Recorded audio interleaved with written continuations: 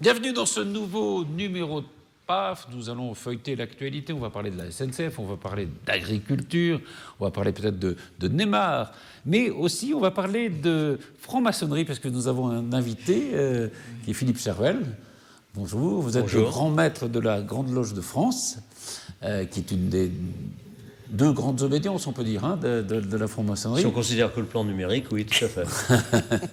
Alors, on va parler avec vous de ce qu'est aujourd'hui la franc-maçonnerie aujourd'hui. D'ailleurs, il y aura une conférence dans quelques jours, enfin à peu près dans un mois, je crois que c'est le 23 mars, qui aura lieu à Elancourt, que vous ferez, et qui s'appelle « Être franc-maçon aujourd'hui ». Elle est en tour dans la salle Le Prisme. Dans la salle Le Prisme, voilà. Absolument. Donc nous allons parler avec vous de franc-maçonnerie et puis des autres sujets. Pour en parler, il y a Jean-Charles Lajoigny, éditeur. Bonjour. Ça va bien? Très bien, en pleine forme. Très bien. Joséphine Goldspan-Berger, bonjour. Vous êtes la maire de Plaisir, vous êtes vice-présidente de Saint-Quentin-en-Yvelines et vice-présidente du Conseil général des Yvelines. Et Jean-Baptiste Duclerc, vous êtes maître de conférence à l'université de Versay-Saint-Quentin, de conférence de droit public. Voilà, bonjour Patrice. Et de droit constitutionnel. Maître, grand maître. Grand maître, un peu, voilà. une sorte de grand maître aux yeux des étudiants. Alors, Philippe Chervel, je disais grand maître de la Grande Loge de France. D'abord, peut-être, il y a plusieurs obédiences. Il y a la Grande Loge, il y a le Grand Orient. On dit que c'est les deux plus importantes. Oui, d'une façon générale, on peut dire que le paysage maçonnique français est le paysage le plus riche au monde. Il y a toutes les possibilités, des obédiences purement masculines, des obédiences purement féminines, des obédiences mixtes, et surtout au sein de ces trois courants, des obédiences qui ont une recherche plus sociétale, d'autres qui flirtent avec une forme de religiosité, et puis la Grande Loge de France s'inscrit dans une franc-maçonnerie de tradition tout à la fois humaniste et spiritualiste, spiritualité plurielle, bien entendu. Alors c'est la tradition écossaise, je crois, c'est ça ? Tout à fait. On travaille, les ateliers de la Grande Loge de France travaillent au rite écossais, ancien accepté, mais en fait ce rite est un rite fabriqué de toutes pièces par des Français. Ah oui. Il est écossais, simplement, on était à l'époque de la bagarre entre les Stuarts et les Hanovres, et les Écossais, les Irlandais, pour chasser dans leur pays, sont venus se réfugier près de Paris, à Saint-Germain-en-Laye, et ont ramené avec eux leur tradition initiatique. Ensuite, le rite s'est développé avec des Français, bien entendu. Donc à base de whisky. À base de whisky, tout à fait, tout à fait. Alors, je crois qu'il y a 34 000 membres de la Grande Loge de France, 919 loges, oui. Très précisément. Alors, il y a évidemment, on va en parler, parce qu'il y a quand même toujours un secret qui est attaché à la franc-maçonnerie. Oui, oui. Alors le secret, on peut peut-être... Même si vous faites des conférences, même si... Tout à fait, tout à fait. Parlez. Le secret, il y a 3 types de secrets. Il y a le secret d'appartenance, le secret du contenu, le secret du vécu. Le secret d'appartenance est un secret qui est purement français. Si vous avez un franc-maçon américain, il vient en France, il ne comprend pas, d'ailleurs il met sur sa carte de visite Freemason, etc. Oui. La différence, c'est que nous avons eu Dachau, nous avons eu Auschwitz, nous avons eu la Gestapo. Ça, c'est nos dernières persécutions, on a eu d'autres avant. Et que beaucoup de francs-maçons ont payé pour les fonctionnaires de leur emploi, puisque tous ont été destitués. Sous Vichy ? Sous Vichy, bien entendu. Et puis d'autres ont payé de leur vie, tout simplement, avec beaucoup d'anonymes, mais aussi des gens connus. On cite souvent Pierre Brossolette, voilà, qui, pour ne pas donner le nom de ses frères d'armes, s'est défenestré avenue Foch, voilà, dans les mains de la Gestapo et sous la torture. Aujourd'hui, on reste prudent. L'histoire bégaye, surtout quand on commence à en oublier les plus dures périodes, et il faut rester dans une grande prudence. Aujourd'hui, des totalitaristes de droite, de gauche, qu'ils soient d'origine religieuse ou politique, se font jour, et il faut rester toujours en réserve. Alors les francs-maçons ont le droit de se révéler, francs-maçons, on a le droit de dire à titre personnel, mais n'ont pas le droit de révéler... Vous le faites vous, par exemple. Je le fais, mais n'ont pas le droit de révéler l'appartenance d'un autre. Voilà, dans ma loge, il y a un tel, un tel et un tel. C'est interdit. C'est interdit. Donc ça, c'est un secret de protection. Tout à fait, d'appartenance, voilà. D'appartenance, mais est-ce qu'il y a un secret de fonctionnement ? Alors ça, c'est le secret du contenu, c'est seulement le secret du respect de l'autre.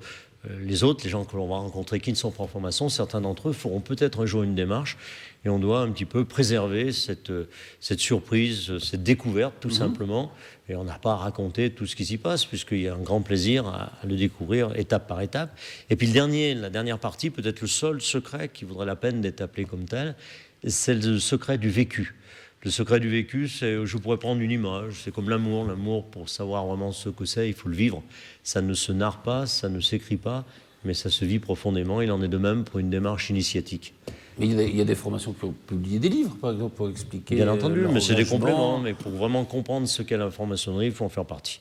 D'ailleurs, un auteur du XVIIIe siècle, Ragon, disait « Les mystères de la franc-maçonnerie, ça sera toujours pour tous les hommes comme tels, sauf à certains d'entre eux, de devenir à leur tour franc-maçon. » Il avait tout dit. Si on n'en fait pas partie, on a quand même un peu envie d'en savoir un peu plus. Oui.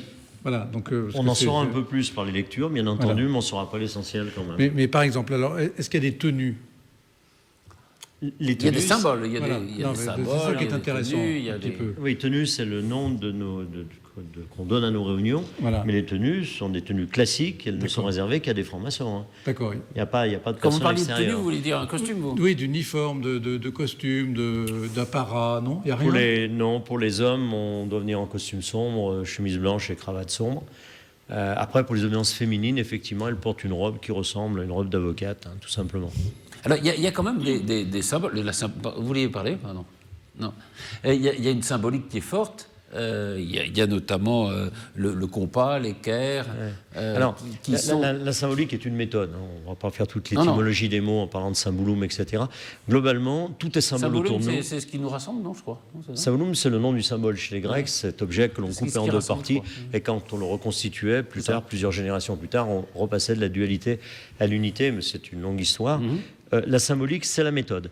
C'est-à-dire, c'est une méthode, un langage pour tous les francs-maçons à travers le monde, même s'ils ne pratiquent pas la même langue, même s'ils ont une culture différente, une religion différente, ils ont un langage qui est commun par la symbolique, qui s'appuie à la fois sur la symbolique des outils, mais pas seulement, la symbolique astrale avec la lune, le soleil, les étoiles, etc., et d'autres symboles encore, effectivement, par lesquels on véhicule des idées, on interprète un certain nombre de thématiques. La symbolique a pour avantage de ne jamais avoir livré toutes ses significations, faute de quoi le symbole aurait perdu sa connotation, son identité de symbole, s'il avait une définition précise. C'est des choses qui sont encore actuelles, ça, ou c'est des choses un peu datées? Ces symboles, justement. Mais les symboles parlent aux hommes, aux femmes, à travers les siècles, à travers les continents, sans aucun problème. Ils sont toujours d'actualité, ils ont toujours une certaine modernité. Et d'ailleurs, la tradition n'a de valeur que lorsqu'elle associe la modernité. Justement, par rapport à la modernité, j'entendais vous parler de loge féminine, de loge mixte. Alors, oui, Est-ce qu'on peut, vous pouvez nous en dire un peu plus? Pourquoi Oui. Par exemple, la Grande Loge est masculine, hein? La Grande Loge est purement masculine et la Grande Loge féminine de France est purement féminine. Elle est d'ailleurs née à partir de la Grande Loge de France. On a créé de 1900 à 1939 ce qu'on appelait des loges d'adoption. On initiait des femmes qui devenaient des sœurs.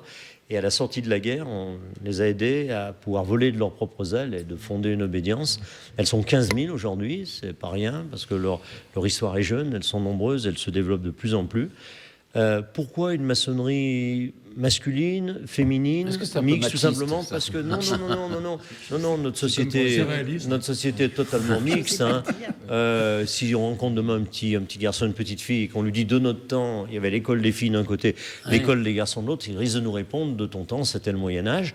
La mixité est de partout, la parité en est la dimension légale, même s'il reste encore beaucoup de travail à accomplir dans ce domaine. La démarche initiatique répond d'une toute autre logique, une logique d'intimité. Le mot pudeur prend toute sa place. C'est quelque part, c'est une image, mais c'est une mise à nu de l'esprit qui va parfois beaucoup plus loin qu'une mise à nu des corps. Hein.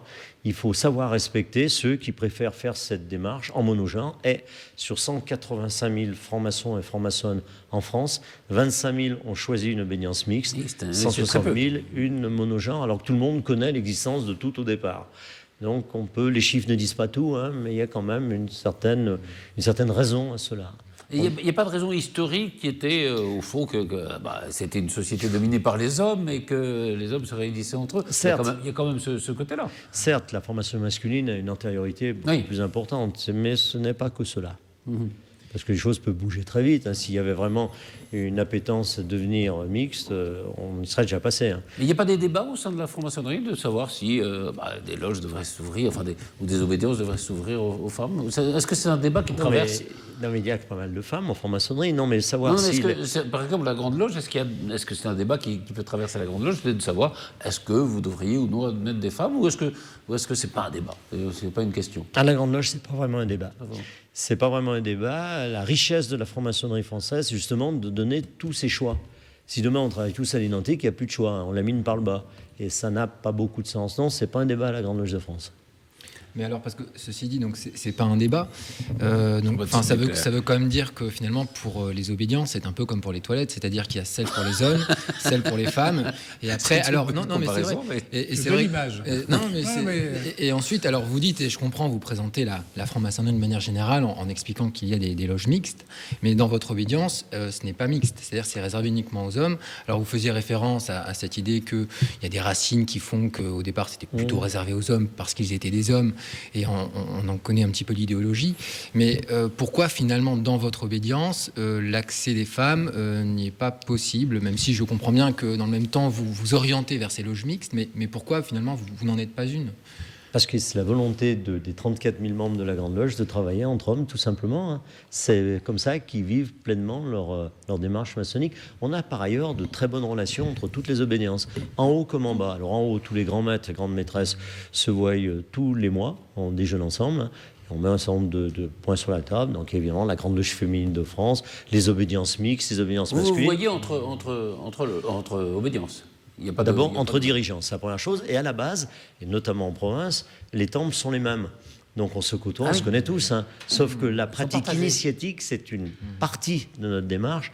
La pratique initiatique, certains ont choisi de la faire qu'entre hommes, d'autres l'ont choisi de la faire qu'entre femmes, et d'autres la font en mixité. Et puis ils sont à la pointe de la modernité. Là, on est en train de nous parler de faire des wagons réservés aux femmes, des bus réservés aux femmes, des choses réservées. Donc eux, ils restent. Et je trouve ça très bien. Je ne suis pas sûr qu'ils soient tout à fait d'accord avec ça. Mais c'est tout à fait logique. Je veux dire, comme un club anglais, les clubs pour c'est pas la même logique. C'est pas tout à fait la même logique, j'aimerais ça.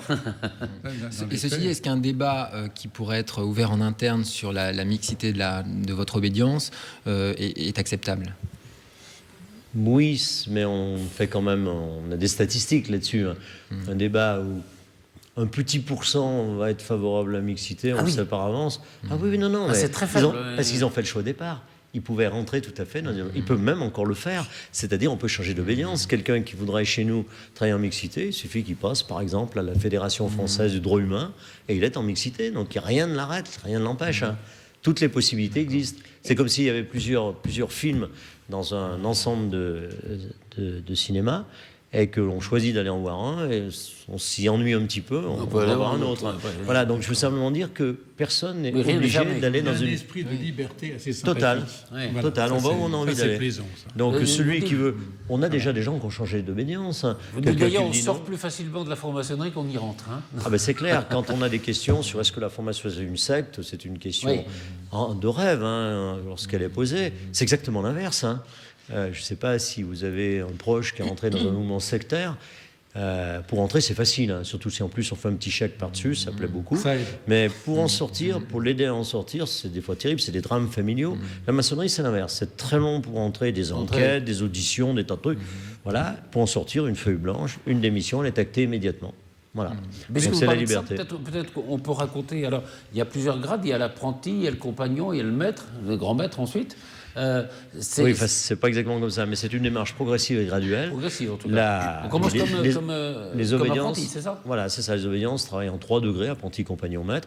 Il y a des degrés ultérieurs, mais c'est une structure séparée. Donc, c'est pas celle qui est connue. Maître, tout le monde démarre apprenti. Tout le monde démarre apprenti. Vous-même, vous avez commencé comme apprenti. On peut pas. Comment ? Vous-même, vous avez commencé comme apprenti. Tout le monde. Alors, justement, il y a eu un président de la République, Giscard d'Estaing, pour ne pas le nommer, qui voulait bien devenir franc-maçon, mais qui ne voulait pas passer par le stade d'apprenti, parce que je crois que quand on est apprenti, pendant 1 an ou 1 an et demi, on ne peut pas prendre la parole pendant les réunions. Tout à fait. Et cela est même présenté comme un privilège. Alors, je vous explique pourquoi un privilège. On assiste à tout, on voit tout, on entend tout, on remarque tout, et on n'a pas à se positionner. Souvent, dans un débat, on est plus à ce qu'on va dire qu'à l'écoute de ce que l'autre est en train de dire. L'apprenti sait qu'il n'aura pas parlé, donc il écoute. Il observe tout, il voit par exemple telle ou telle intervention en disant tiens, elle est pas mal, mais quelques interventions plus tard sur la même thématique, il va voir les paramètres qui n'avaient pas été incorporés à la réflexion. Il va se dire tiens, si j'avais dit, j'étais prêt à dire la même chose, mais il faudra que je peaufine un petit peu ma réflexion. Et lorsque je serai autorisé, dans le degré d'après, à prendre la parole, le compagnon compagnon bien entendu, il faudra que j'amène de la valeur ajoutée. Il ne faut pas que je parle à tour à travers pour simplement dire que j'existe. Il faut que j'apporte quelque chose à la réflexion du groupe. Et Et on peut rester apprenti très longtemps si jamais quelqu'un personne qui est s'aperçoit assidu. Non, non, parce qu'on nous donne des travaux à effectuer. Et quand ces travaux donnent satisfaction, on franchit les degrés. On est apte pour connaître la suite de la démarche. Oui, Mitterrand aussi, l'honnêteté, vous allez dire Giscard, certes, mais Mitterrand aussi voulait être... c'est ce qui s'est répandu énormément. Là, vous voulez me faire dire, vous voulez me fâcher avec tous les partis politiques. Non, mais c'est une sorte d'objectivité, c'est-à-dire que Giscard, oui, mais Mitterrand aussi. Il y a eu énormément de présidents de la République française qui ont été francs-maçons et obligatoirement qui sont tous passés par la case apprenti. Voilà. Alors justement, parce qu'on en parle beaucoup, peut-être des rapports avec la politique, peut-être que vous avez des questions à poser là-dessus ou des réflexions à faire. Il y a eu une grande influence de la franc-maçonnerie sur la politique, notamment sur la Troisième République, avec le Parti radical, etc. On a l'impression que l'influence est moindre aujourd'hui, mais est-ce que c'est une impression? Est-ce que c'est alors tout d'abord, on a prêté à la franc-maçonnerie beaucoup de réalisations, y compris celles qui étaient complètement étrangères. La franc-maçonnerie n'a pas, en tant que telle, pondu des lois. Elle a simplement été un laboratoire de réflexion. Laboratoire de réflexion, et puis ensuite des hommes qui étaient francs-maçons, des hommes, des femmes bien évidemment, qui étaient francs-maçons ou qui ne l'étaient pas, ont porté sur les fonds baptismaux de la République les lois en question. Voilà. Mais lorsqu'on a un peu cherché, lorsqu'on a creusé, on a vu que ces lois provenaient des réflexions sur plusieurs décennies de la franc-maçonnerie. On travaille dans l'intemporalité, c'est-à-dire le lobbyiste qui soit en fait. Peut-être, oui. Oui. Alors, on travaille dans l'intemporalité, c'est-à-dire tout simplement, on ne se fixe pas un objectif dans le temps. Aujourd'hui, les gens veulent des réponses immédiates à toute forme de questions. C'est totalement à l'inverse que fonctionnent les loges maçonniques. On se dit, je participe à une réflexion, je n'en verrai peut-être jamais l'aboutissement, mais d'autres porteront le projet final au-delà de ma propre existence. Comme un petit peu les constructeurs de cathédrales, celui qui en dessinait les purs ne voyait jamais la pose de la flèche finale, et inversement, celui qui la posait n'avait pas connu non plus celui qui avait imaginé le projet. Voilà, on fonctionne de la même façon. Mais, pardon, il y a des demandes aujourd'hui ou des interrogations par rapport à l'utilité de la franc-maçonnerie aujourd'hui, puisqu'il y a une part de mystère malgré tout. D'ailleurs, c'est bien entretenu dans les marronniers journalistiques. On voit bien tous les ans la même période. Exactement. Qui sont les francs-maçons Et très souvent, la question qui revient, mais ça sert à quoi? Alors, vous avez donné une partie de réponse par rapport à ces réflexions qui sont faites en laboratoire, dans une forme de laboratoire. Je trouve ça très intéressant. Mais peut-être qu'aujourd'hui, est-ce que véritablement, on ressent la franc-maçonnerie comme quelque chose d'indispensable, de nécessaire, comme ça a pu l'être plus par le passé? Alors, ça répond un peu à la question. À la question, ça sert à quoi? Je dirais que je n'ai pas encore donné l'essentiel. Ça sert à des hommes, à des femmes, de leur apporter leur propre réponse à la question du sens de la vie, de leur existence, dans une volonté de dépassement d'eux-mêmes, le dépassement de soi. C'est des hommes, des femmes qui se sont dit, je suis comme tout le monde, très imparfait, mais j'ai envie d'améliorer un certain nombre de choses, et je sais que je pourrais le faire. C'est une démarche individuelle, mais par le groupe, par les autres. Les autres qui fonctionnent comme des miroirs et nous retournent notre propre image, pas tout le temps agréable à découvrir, mais qui nous permettent aussi de travailler sur nous-mêmes. Ça, c'est la raison principale d'une démarche maçonnique. Au-delà de cette raison, les jeux maçonniques travaillent autour d'un certain nombre de thématiques dans les loges, extérieurement aux loges, dans des commissions. Je parlais tout à l'heure de la Commission nationale d'éthique, Commission des droits de l'homme, une nouvelle commission qui s'est créée au mois de juin, Le Monde qui nous entoure, tout simplement, où les francs-maçons peuvent venir librement y travailler de toute loge, et où on fait venir. Alors là, dans ces commissions, il y a des francs-maçons, des francs-maçonnes. Là, c'est totalement mixte dans ces commissions. On va faire venir des profanes, donc des non-maçons, en auditeurs, mais aussi en conférenciers, des sachants, en intervenants, parce qu'effectivement, il y a des choses importantes à nous dire. Donc, on va faire venir des juristes, des scientifiques, etc. Mais pas des femmes. Même des femmes. Oh là là, c'est dramatique. Non, mais, alors, quand vous parlez de travail, par exemple, c'est quoi? C'est des travaux écrits? C'est des conférences? Alors, c'est des travaux, bien sûr, qui sont écrits, qui sont réfléchis, qui sont... Et voilà, et puis à chaque tenue, chaque réunion, donc 2 fois par mois, 2 francs-maçons de la loge, 2 membres de la loge vont présenter ces travaux qui vont être suivis d'un débat où les autres vont pouvoir, à tour de rôle, intervenir. Alors, ce n'est pas un débat polémique, on se coupe la parole, etc. Il n'y a toujours qu'une personne qui parle à la fois. Elle demande l'autorisation, elle s'exprime. Quand elle a fini, elle dit 2 mots qui signifient qu'elle a terminé son propos. Et seulement un autre peut demander à son tour la parole. Donc, une écoute totale. Que nous sommes face à quelqu'un qui est un petit peu timide, introverti, ou face à quelqu'un qui est très volubile, l'écoute est exactement la même pour tous les membres. C'est un peu comme ici. Je trouve qu'ici, on ne se coupe pas trop la parole. Ce n'est pas toujours le cas sur les plateaux télévision, mais voilà. On a notre jour de compagnie, oui, Jean-Baptiste. Non, parce que vous nous interrogez sur l'influence de la franc-maçonnerie sur la politique, mais on pourrait inverser la question et s'interroger sur l'influence de la politique sur la franc-maçonnerie. Parce que en vous écoutant tout à l'heure, vous disiez que dans les différentes obédiences, certaines étaient plus proches de la dimension sociétale, d'autres plus proches de la dimension spirituelle. Et en parlant de votre obédience, vous disiez que vous étiez à mi-chemin des deux. Donc je me demandais si finalement celle qui était plus proche du niveau sociétal était plutôt à gauche, celle plutôt au niveau spirituel plutôt à droite. Est-ce que vous seriez un peu le Bayrou de la franc-maçonnerie, vous voyez Son ami Bayrou. C'était l'approche que j'avais avant de rentrer en franc-maçonnerie. D'ailleurs, moi qui étais, alors je vous dis, il n'y a rien à cacher, j'étais gaulliste, donc j'étais à l'époque au RPR, jeune, et je voulais rentrer au Grand Orient parce que j'avais lu que c'était une obédience plutôt à gauche, et moi j'aime immerger dans un milieu qui m'est pas familier. L'autre dit le Grand Orient à gauche et la Grande Loge à droite. Donc je voulais rentrer au Grand Orient en me disant, moi je travaillerai au milieu de personnes qui ne fonctionnent pas comme moi, donc ils vont m'apporter beaucoup plus que des gens qui fonctionnent à l'identique. C'est pas une démarche maçonnique n'étant pas une démarche de confort. Et puis j'ai rencontré 2 francs-maçons du Grand Orient, qui étaient des anciens d'une génération avant la mienne, et qui étaient au Grand Orient de France. Voilà. Et ils m'ont dirigé, après plusieurs entretiens, vers la Grande Loge de France. Je ne comprenais pas tellement pourquoi, je l'ai su après. Ils m'ont dit, tu avais mis la frontière de façon politique, c'est pas une bonne frontière, qu'on soit de droite ou de gauche, peu importe, ça ne joue pas. L'approche sociétale est d'un côté, l'approche philosophique et spirituelle de l'autre. On sentait que tu avais une appétence spiritualiste. Et après, j'ai bien remarqué qu'à la Grande Loge de France, il y avait aussi bien des gens qui avaient une sensibilité à gauche que des gens qui avaient une sensibilité à droite. Ça, c'est totalement secondaire. Et il y a aussi, à la Grande Loge, il me semble, vous me reprenez si c'est pas vrai, des croyants et des non-croyants. Totalement.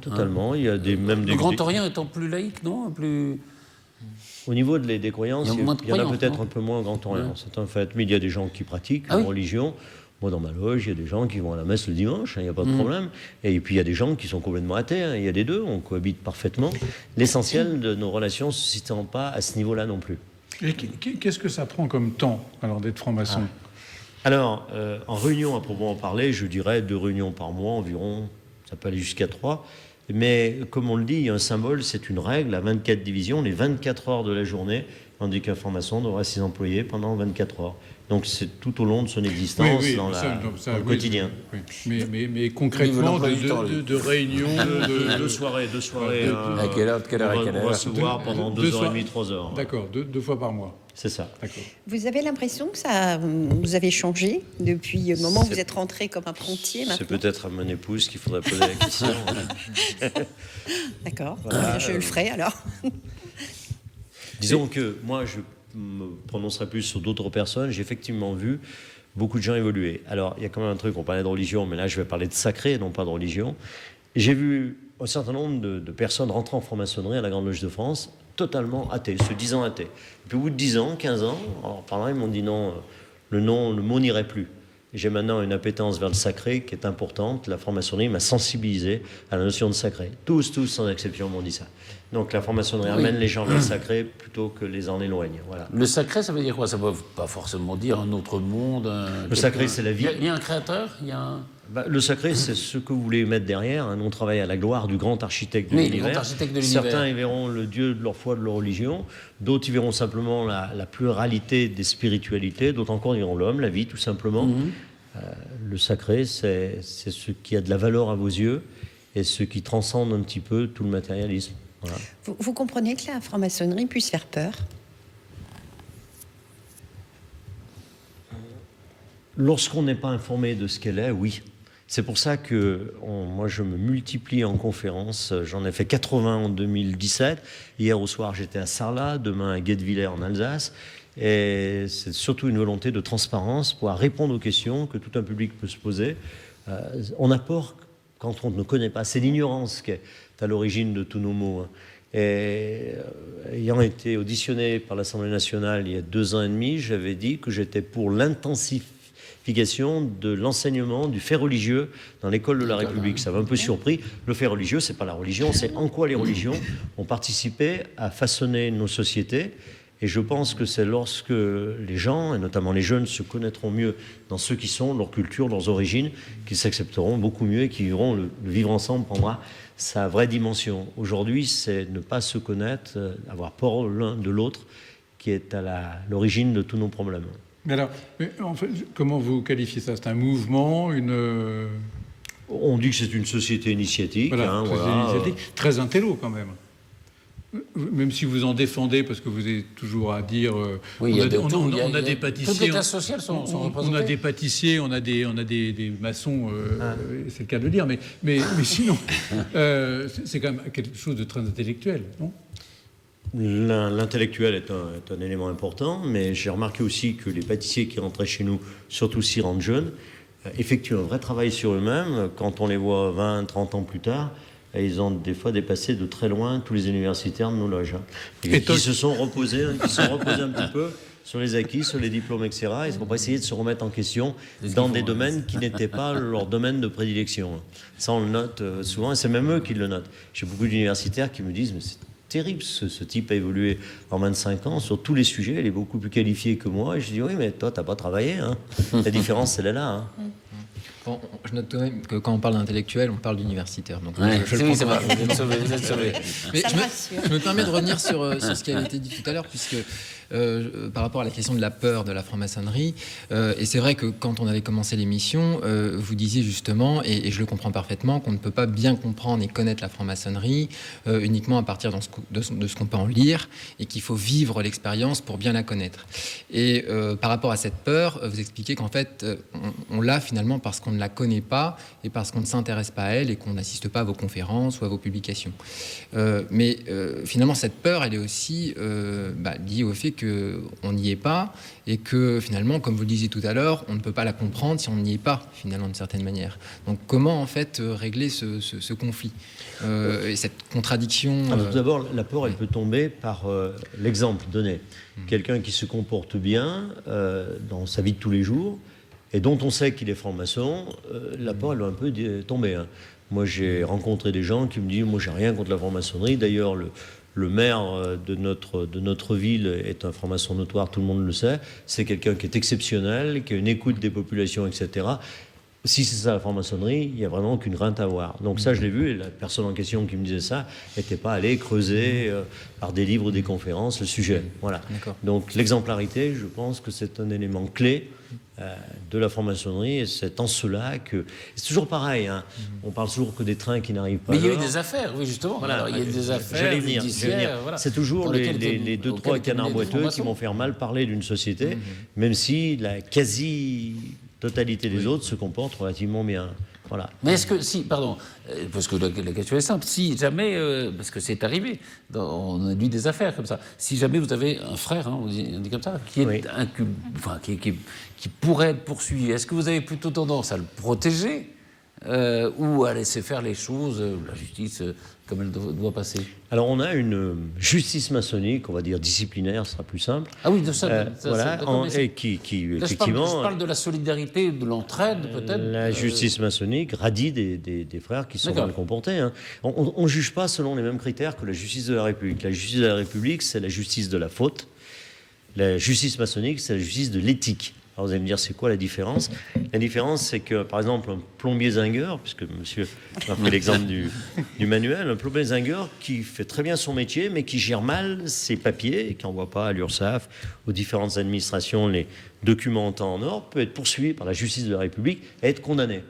Pour nous, il n'a pas commis de faute éthique. On va absolument pas le condamner. À l'inverse, ce qu'on appelle parfois, de façon populaire, les délinquants en col blanc, peuvent tout à fait se voir des faits reprochés, faits avérés, et par un avocat de qualité qui trouve le vice de forme, ne pas être condamné par la justice de la République.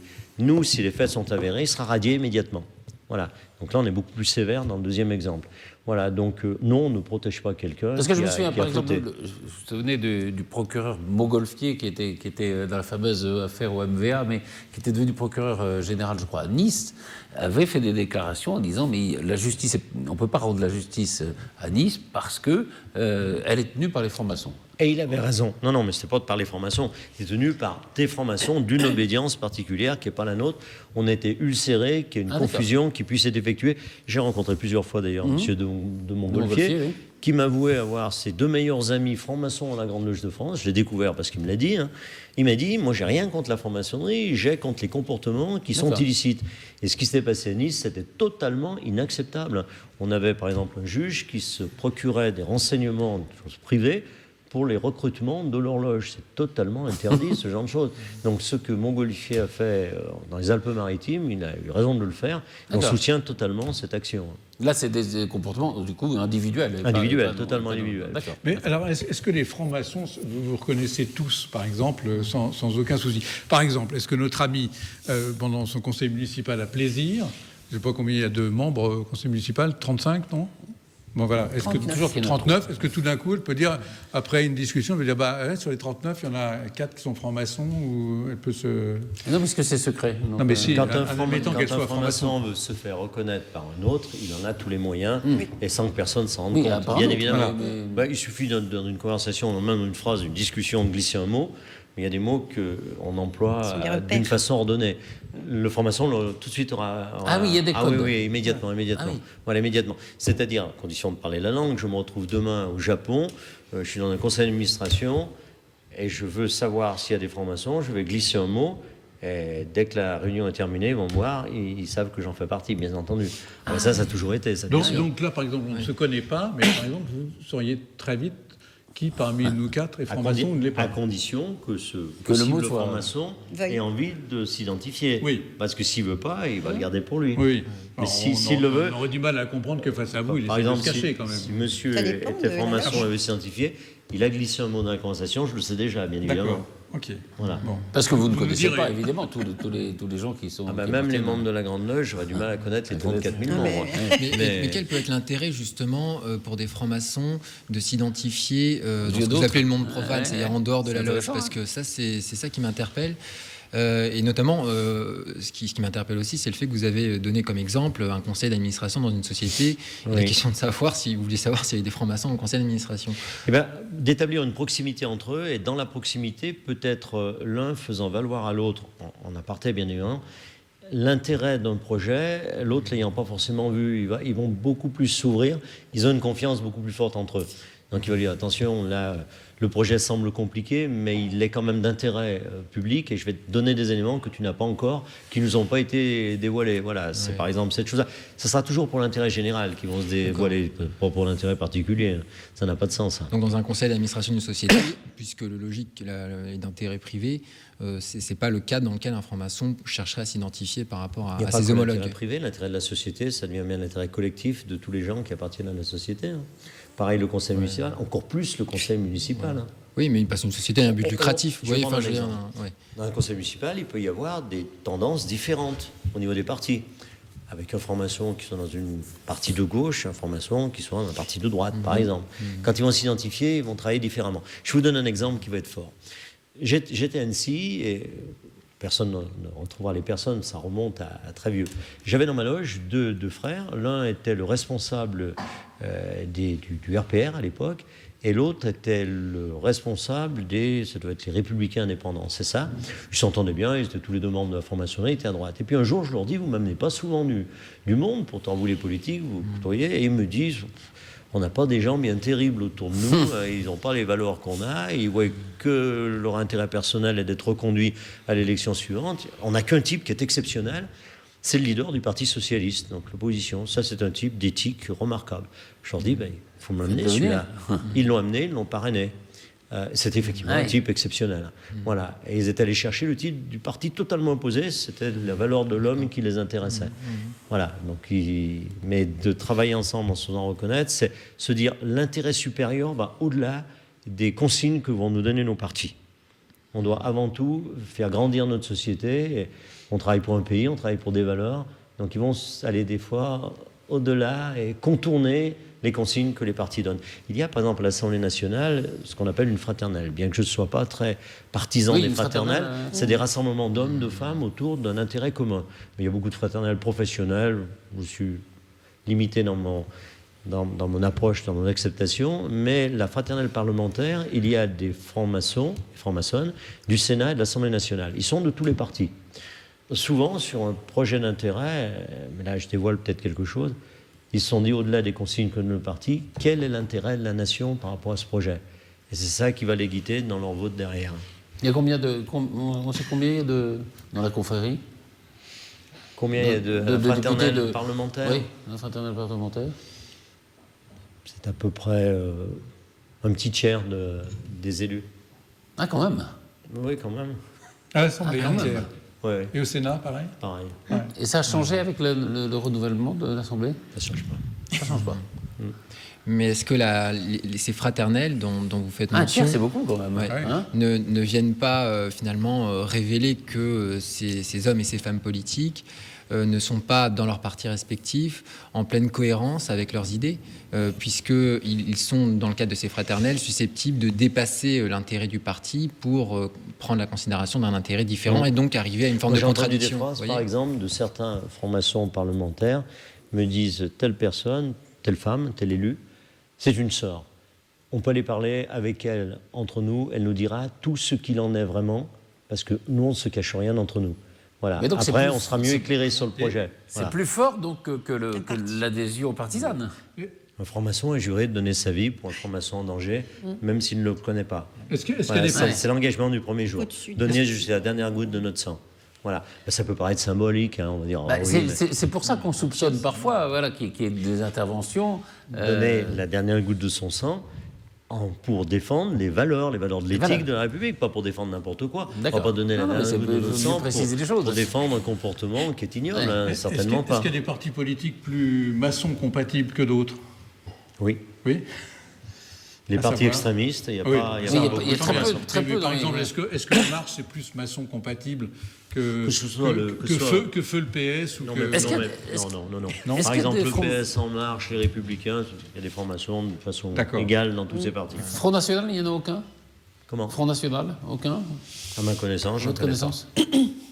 Joséphine Colmesin-Berger, en tant que, je ne sais pas, maire ou vice-présidente maire de Plaisir ou vice-présidente du Conseil général, est-ce que vous avez affaire à des francs-maçons en tant que tels? Oui, j'en connais parce que il y a des personnes qui le disent, parce qu'ils souhaitent le dire. Et je pense que c'est parce que aussi, comme vous l'évoquiez, il y a une démarche au-delà des partis qui fait que parfois, sur certains projets, il y a des échanges qui sont des échanges, je dirais, d'ouverture pour un intérêt général. Et on ne peut pas dire que, bien sûr, ce soit évoqué dans le cadre d'un conseil municipal, bien évidemment que non. Mais on sent cette proximité dans certains secteurs et dans certains, je dirais, dans certaines orientations de projets, bien sûr, on le sent. Et parfois, il y a des approches qui sont, je dirais, intéressantes, puisque quand les personnes sont, comme vous l'évoquez, des personnes qui ont cet intérêt général et qui savent dépasser le parti, quel qu'il soit, la démarche est complètement différente par rapport à ce que l'on est en train de faire. Bien sûr. Sur les sujets sur lesquels vous réfléchissez, alors, il y a eu beaucoup d'interventions justement de la franc-maçonnerie sur les sujets éthiques. Là, il va y avoir, par exemple, il y a 556 députés, je crois, qui demandent une loi sur la fin de vie.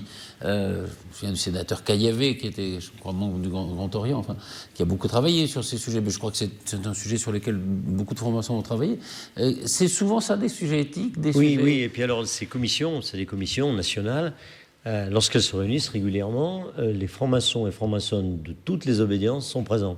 C'est-à-dire là, on est tous ensemble. D'accord. On n'est plus dans la partie initiatique, qui est la partie personnelle, etc. Mais on est ensemble, on travaille ensemble. Donc là, il n'y a pas du tout de frontières. Ça, il faut le savoir. Il y a un grand débat aujourd'hui qui traverse la société, c'est celui de la laïcité. Là aussi, c'est un débat qui est très cher aux francs-maçons, non? Oui, alors la laïcité, on ne voit pas la laïcité de la même façon, mais c'est bien ainsi, parce que quand on se rassemble, c'est complémentaire. La laïcité à la Grande Loge de France passe pas forcément par des interdits. Elle va passer par le donner envie, le mieux se connaître, etc. Tout à l'heure, je disais, l'enseignement du fait religieux dans l'école de la République, de façon que, par exemple, le petit musulman connaisse exactement ce que représente sa culture, sa religion, mais que le petit chrétien, le petit juif, ou celui qui n'a pas de religion, le connaissent de la même façon. Quand on commence à se connaître, on est beaucoup plus imperméable à toutes les sottises qu'on peut nous dire par certains médias. Notamment aujourd'hui, les blogs ont une présence énorme dans notre information, et malheureusement, un certain nombre de blogs racontent tout et n'importe quoi. Donc moi, je crois beaucoup à l'école, le fait qu'elle soit réformée. On a, à la Grande Loge de France, fait venir à des occasions particulières. Jean-Michel Blanquer qui est venu. Il est venu, c'était le président du dernier dîner de la Grande Loge de France cette année. Voilà. Il a eu un discours qui a énormément séduit l'assistance. Il y avait beaucoup de journalistes qui étaient présents. Et puis peut-être que la présence de M. Blanquer faisait en fait un peu plus que d'habitude. C'est important, on travaille en corrélation avec et les milieux politiques et la presse, parce que la presse, l'information, c'est capital, et si la presse a vraiment de la matière fiable, les reportages, la communication sera de meilleure qualité, tout simplement. Oui, je repense à ce chiffre, un tiers, ce qui est beaucoup, mais on peut comprendre aussi qu'il y a un certain lien entre des gens qui veulent travailler dans la franc-maçonnerie, puis des gens qui se dévouent pour le bien public, enfin des élus. C'est vrai qu'il y a quelque chose qui peut être très commun. Bien sûr, et puis on travaille aussi avec beaucoup de gens qui ne sont pas des francs-maçons, mais qui partagent notre idéal et nos valeurs. On parle souvent de francs-maçons sans tablier, c'est de la phrase qu'on en a lu un peu de partout. Le tablier, c'est ce qu'il appelait la tenue, c'est ça, le tablier, c'est parce que dans les réunions en tenue, on a des tabliers. Oui, le tablier, c'est un petit peu en référence au constructeur de cathédrale, au tailleur de pierre qui portait le tablier en travaillant. Vous pouvez comprendre que ça intrigue, oui, ça fascine. Il y a quand même un côté, on est en 2018, de voir des gens avec un tablier. Mais dans le tablier qu'ils mettent en privé dans nos réunions, ils ne mettent pas ça dans la rue. Les élus de la République mettent quand même les charpes blanc-rouge. Ce ne sont pas comme les sapeurs de la Légion, j'ai bien compris, mais ça reste quand même quelque chose d'emblématique. Là, on se dit, tiens, on a affaire quand même à une congrégation, une secte, un groupe, enfin qui est quand même qui a un costume, qui a un uniforme. Voilà, on comprend que ça interpelle les gens, non? Oui. Quand on est franc-maçon depuis un certain nombre d'années, on ne s'interpelle plus du tout. C'est pas commun de mettre un tablier pour discuter quand même. Oui, c'est un petit peu une façon de se déconnecter de la vie de tous les jours. On dit, et c'est une phrase à nous, quand on rentre dans une loge maçonnique, on ne parle pas tout de suite de nos sujets. On ouvre toujours les travaux avec un rituel d'ouverture. C'est comme un sas de déconnexion. Après seulement, on traite les travaux. Et un rituel de fermeture, on retourne dans le monde de tous les jours. Alors on dit qu'on laisse nos métaux à la porte du temple. C'est quoi nos métaux? C'est vous qui êtes éditeur, c'est madame qui est élue, etc. Monsieur qui est maître de droit, etc. Donc on a tous... On le dépose, que le type soit président du conseil général ou boulanger-pâtissier, comme on l'a dit tout à l'heure.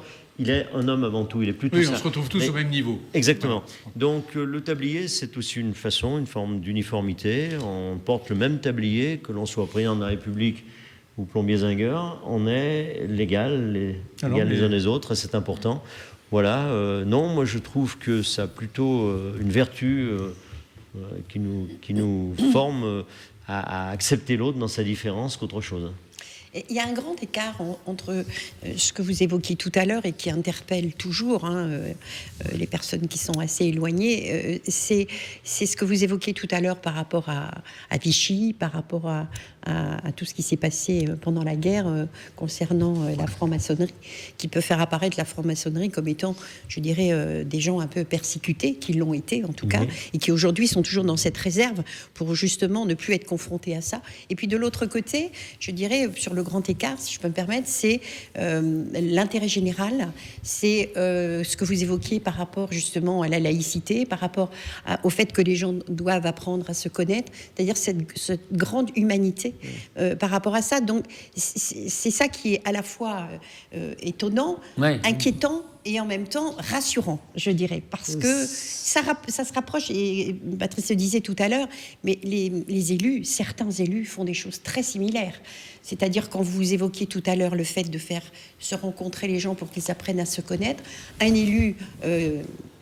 je veux dire, qui veut vraiment faire son travail sur le terrain, fait ça aussi. Et aujourd'hui, on a cette responsabilité de faire que les chrétiens puissent rencontrer les musulmans, et pourquoi pas, bien sûr, aussi les juifs et les protestants, et faire ces espèces de rencontres et de réunions fortes pour l'intérêt général. Donc on peut s'y retrouver aussi, je dirais, entre la politique. franc-maçonnerie a toujours travaillé à l'intérêt général.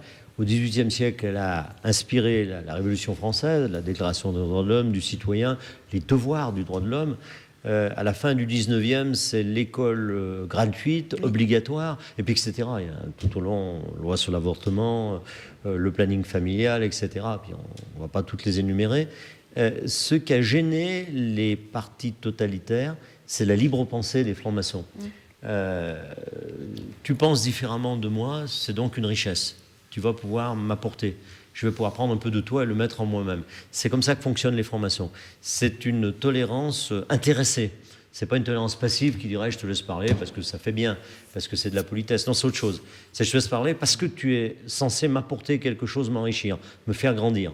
Voilà comment on apporte. Et ça ne collait pas du tout avec toutes les idéologies totalitaires. On parle du nazisme, on aurait pu prendre le communisme de l'URSS, c'est pareil. Tous les pays qui ont interdit la franc-maçonnerie, c'est parce que ces gens étaient malvenus à s'autoriser une ouverture vers des gens qui ne pensaient pas comme la ligne directrice qui était gouvernementale. Et il en est de même pour les religions, enfin, pas pour les religions, pour les dérapages de certaines religions de façon radicale. Voilà, là, ça ne correspond plus du tout à notre fonctionnement, parce qu'il y a des musulmans dans les loges, notamment de la Grande Loge de France. À Annecy, moi, je suis dans toutes les loges, il y a des musulmans. Sauf que c'est des musulmans ouverts, hein, c'est absolument pas du fondamentalisme, loin s'en faut. Hein. Voilà, donc c'est aussi grâce à eux ou avec eux qu'on va essayer de travailler à un petit peu inverser la tendance. Hein. Voilà. Mais moi, je ne trouve pas que les deux choses soient totalement opposées. Elles ont toutes les deux leur explication. L'intérêt général, ça a toujours été notre préoccupation, mais par la libre pensée, en s'autorisant, en s'interdisant aucune voie, et aucun régime totalitaire ne peut l'accepter. Voilà, donc on a peur des régimes totalitaires, on n'a pas peur des régimes ouverts, mais on sait très bien que l'histoire, c'est un éternel renouvellement, donc on fait attention quand même. Et la détestation de l'extrême droite vis-à-vis de la franc-maçonnerie, l'impression qu'ils disent, au fond, c'est pas des patriotes, c'est pas des Français, non, ça vient de quoi, cette que les francs-maçons ont cette idée... La détestation de l'extrême droite pour, en gros... Et de l'extrême gauche aussi, je crois. Et de l'extrême gauche, d'une façon générale... D'une façon générale, tout groupe humain qui ne prône pas la dignité humaine et la reconnaissance de l'autre dans ses différences, on ne peut pas l'accepter. Voilà. Après, bon, qu'il y ait une tendance, de gauche, de droite, on s'en moque, qui croit pas, c'est pas ça. Mais quelqu'un qui rejette l'autre parce qu'il est différent, pour nous, c'est pas acceptable. C'est contraire à notre philosophie. Voilà. La barrière, elle est là, tout simplement. Après, ça s'appelle du nom qu'on veut l'appeler. On ne rejette pas des gens parce qu'ils sont dans une case, mais simplement parce qu'ils ont une attitude et des prises de parole qui ne nous conviennent pas. Une autre question, je peux? Ah bah, vas-y. Pas plus, hein. Pas plus. Ça y est, ça commence. Ça commence. Tant pis, oui, alors, on va aller très vite sur l'actualité parce qu'il nous reste 8 minutes à peu près. Quand vous vous rencontrez entre vous, je dirais entre les responsables, on va dire, les sujets traités, par exemple, dans les loges féminines et dans les loges masculines, sont très similaires ou vraiment différents? Ils sont très similaires, mais ils ne sont pas traités de la même façon. Bien sûr. Quand moi, vous me donnez un rapport fait par une loge féminine, une loge masculine, sans me le dire, il faut 10 secondes pour savoir qui a pondu un rapport, qui a pondu l'autre. Les la cibles sensibilité, d'un côté, non, mais alors, la sensibilité féminine permet donc à nos sœurs d'aller beaucoup plus loin dans certains domaines où on ne serait jamais allé, parce qu'on ne le ressent pas pareillement, et vice-versa, bien entendu. Donc de travailler pas en mixité, c'est aussi un plus. Quand on compare après les deux copies, on va beaucoup plus loin séparément. Après, on se retrouve, bien sûr, on se retrouve. Mais vouloir absolument, parce que c'est la mode, parce que c'est bien se mélanger, on trouve que c'est contre-productif, tout à fait. Alors, est-ce que vous travaillez sur l'actualité, par exemple, je ne sais pas, la réforme de la SNCF? Est-ce que ça fait des Est-ce que les cheminots sont francs-maçons? Est-ce qu'il y a des cheminots? Non, mais il y a bien sûr dans la SNCF, autant que dans les autres sociétés, des gens qui sont francs-maçons, bien entendu. Aujourd'hui, il y a un certain nombre de dysfonctionnements. Alors là, c'est l'utilisateur qui parle, c'est plus le grand maître. Moi, actuellement, oui, je suis vous un peu énervé, j'ai un train sur deux qui arrive une demi-heure, voire une heure en retard. Des trains qui sont supprimés sans qu'on me le dise, etc. À mon avis, il faut quand même repenser le système. Alors, on nous dit, oui, l'arrivée de la concurrence, ça va tout résoudre. Moi, je pense que c'est pas le seul axe sur lequel il faut travailler. Il faut simplement repenser complètement le fonctionnement d'une très belle société, qui a une histoire, qui a servi des millions de personnes et qui doit pouvoir continuer à les servir correctement. Mais il y a des choses à remettre en question, tout simplement. Voilà. Là-dessus pour moi, je vais paraître un peu radicale, mais ça me paraît évident qu'aujourd'hui, il faut avancer. Il y a des choses à revoir. Et moi, j'appellerais pas ça forcément des privilèges, quoi, que je le dis quand même, mais il y a des choses qui sont peut-être à revisiter. Il y a des statuts, oui, à revisiter. Il me semble d'ailleurs que un sondage qui a eu auprès de la population a bien démontré que la population aujourd'hui allait dans ce sens-là. On n'est plus dans ce qui avait été présenté avec Juppé. Où là, la population était derrière. Ça a bien changé à ce niveau-là. Et sur la méthode justement, qui est de passer directement aux ordonnances, est-ce que c'était quelque chose de nécessaire ou on pourrait quand même? Est-ce que c'est si urgent que ça? Est-ce que c'est qu'il faut passer en force? C'est important quand même. Il y a le feu au lac, là. Enfin, je veux dire, il faut arrêter. Il faut aller aux locomotives. Non, mais je veux dire, c'est le cas de métier. Un président a été élu, il a nommé un Premier ministre, ça fait déjà 1 an. Je veux dire, on ne va pas encore attendre 4 ans avant que ça se mette en marche. Bien sûr qu'il y a une urgence absolue. Bien évidemment. On ne peut pas demander aux Français tout d'un coup de bosser jusqu'à 65 ans, 66 ans, 67 ans, et puis tout d'un coup accepter qu'il y ait une partie de la population qui s'arrête à 53, 55. Mais je parle des ordonnances. Ça, c'est le fond. Mais est-ce que la méthode est la bonne? Mais bien sûr, parce que c'est la seule solution. Parce que sinon, si on attend que les cheminots disent oui, c'est une bonne idée, bien évidemment, on pouvait prendre notre retraite à 55, on va faire des manifs pour la prendre à 65, vous rêvez.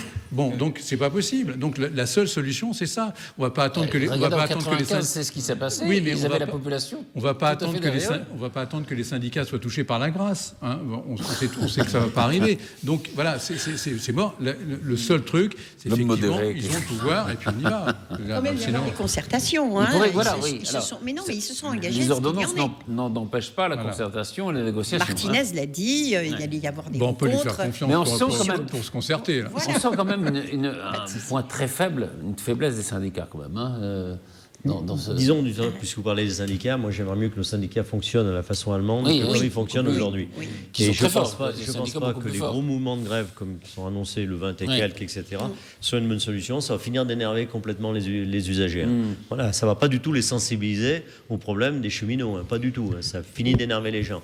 Donc je pense qu'on devrait procéder différemment que par des arrêts comme ça qui n'ont pas de sens.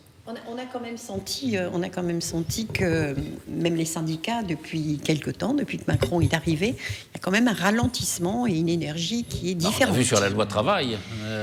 Donc je ne sais pas à quoi c'est dû. Est-ce qu'il y a eu des entretiens dont nous n'avons pas la teneur, mais en tout cas, est-ce qu'il y a peut-être des bonnes négociations, même avant les ordonnances? Jean-Baptiste, là-dessus? Oui, moi je ne suis pas convaincu de l'urgence absolue de ce crois projet, plus qu'un autre. Le gouvernement a fait le choix du recours aux ordonnances pour des raisons, à mon avis, qui sont essentiellement politiques, c'est-à-dire pour s'éviter justement que les grèves, que les conflits avec les syndicats puissent durer, puisque c'est vrai que quand on s'inscrit dans le temps long, ça donne l'occasion au conflit de durer. Donc je pense que le choix est surtout, le motif est surtout politique. Il n'y a pas Vous avez peur qu'on touche à votre propre retraite? Non. D'autant qu'en plus le gouvernement, sauf erreur de ma part, s'est engagé à ne pas revenir sur les statuts des cheminots, et l'idée étant plutôt qui est plutôt de revenir sur l'organisation du mode de transport. Donc je pense que le motif est plutôt politique. Mais là, on est quand même dans un truc de bon sens pur, c'est-à-dire que il n'y a pas de saccage des acquis sociaux. Il y a simplement le fait de dire maintenant, on engage des nouveaux cheminots qui n'ont plus le même statut. C'est une logique imparable. Est-ce que le bon sens, c'est d'aller vers quelque chose de moins protecteur? On peut penser ça, mais non, c'est parce pas. que le bon sens, il est d'aller vers un truc égalitaire. C'est-à-dire que pourquoi. Oui, mais pourquoi est-ce égalitaire vers le moins bien. Mais non, pourquoi est-ce qu'un salarié d'une usine prendrait sa retraite à 65 ans et pourquoi est-ce qu'un cheminot la prendrait à 55 ? Il n'y a aucune raison. Plus maintenant. Et pourquoi Il n'y en a plus. Il y en a plus. On n'irait pas à 55 on sait très bien que c'est pas possible. C'est pas possible que tout le monde prenne sa retraite à 55. Donc voilà. On met tout le monde sur le même plan et tout ça sera très bien. C'est juste une question de justice sociale. Je ne comprends même pas qu'un syndicat puisse s'opposer à cette idée de justice sociale. Vous ne comprenez pas beaucoup les syndicats. D'ailleurs, je veux dire quelque chose à ce sujet-là. Moi, je partage complètement votre avis. J'ai écouté, c'était sur France Info, le jour c'était donc un représentant de la CGT de la SNCF. Et le journaliste se régalait, parce qu'il ne pouvait pas trouver de bonnes réponses aux questions que lui posait le journaliste. C'était pas possible. On parlait des 46 milliards de dettes. Il disait c'est parce qu'on n'a pas amélioré le réseau, etc. Il disait donc vous voulez qu'on fasse un peu plus encore de dettes. Et là, il se coinçait tout seul dans ses réponses. Non, il y a effectivement à repenser complètement le système, c'est clair, rentabiliser un certain nombre de lieux, et puis faire en sorte que les gens soient quand même jugés sur un plan d'égalité. C'est fondamental. Alors, il nous reste à peine une minute, donc je vais vous demander une réponse très rapide. Peut-être, je vais vous demander à vous, la journée du 8 mars, la journée de la femme, est-ce qu'elle doit avoir un aspect particulier cette année avec toutes les affaires qu'on a vues, Balance ton port, etc. Et la prise de parole des femmes. Réponse courte. Oui. Moi, je suis très attachée, je dirais, à l'égalité des chances, égalité des femmes, hommes, femmes. C'est pas quelque chose qui me parle véritablement, même si je sais qu'il y a beaucoup de travail à faire. Mais oui, la journée de la femme, pourquoi pas moi, je suis toujours un petit peu gênée, par le fait que. Non, mais je dis ça parce que c'est pas la journée de la femme, mais il y a ce mouvement qui a été quand même très important, qui a changé un peu les choses. Non, je ne sais pas si vous en avez parlé dans les obédiences, mais c'est quelque chose d'important. On ne veut pas non plus que ça ostracise les femmes comme si c'était une espèce protégée. C'est ça. Voilà. C'est ça qui me gêne un petit peu dans ce type de mouvement. Mais évidemment, on s'est toujours battu depuis le début pour que les femmes accèdent aux mêmes possibilités que les hommes. Et il y a encore du travail à faire, c'est clair. Beaucoup de travail, c'est clair, beaucoup de travail à faire. Mais une journée, c'est un peu ostraciser la chose, ça ne me plaît pas. C'est un petit peu gênant. Jean-Baptiste ? En réponse très courte, moi je crois que la journée de la femme, ça devrait être tous les jours. C'est bien que ce soit un homme qui le dise. J'ai failli le dire, mais je n'osais pas. Si j'ai le droit de parler. Et pour terminer, là-dessus, non. Ah bon. Allez-y. Si on peut juste éviter de tomber dans les travers de la société américaine en France, ce serait une très bonne chose. Voilà. Oui, mais enfin, si on peut rééquilibrer quelque chose qui a été quand même un pouvoir masculin qui a été omniprésent quand même pendant des siècles. Un rééquilibrage, c'est plutôt pas mal. Il y a eu un grand mutisme, donc il a fallu aussi qu'il y ait parole. On est toujours dans... Il fallait qu'il y ait une prise de parole, avec peut-être des excès d'ailleurs. Tout mouvement de balancier est un peu inquiétant quand même. Oui, ça va se rééquilibrer, je pense. Un mot sur Neymar. Vous allez Je vais voir le match. Je vais voir le match. Vous allez PSG Real. Vous pensez que le PSG peut gagner ? Est-ce que la Grande Loge a une loge alors ? C'est pas la Grande Loge.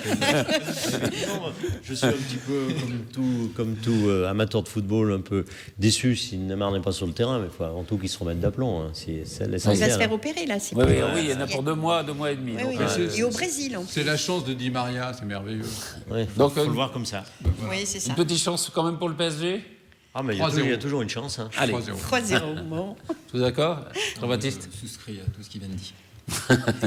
Eh bien, merci infiniment à tous les quatre. Merci beaucoup, Philippe Chervel. Je rappelle que vous serez donc à Elancourt le 23 mars prochain. À 20h, au Prisme, sur le thème « Être franc-maçon aujourd'hui ». Voilà. Merci à tous et à très vite pour une nouvelle émission de PAF.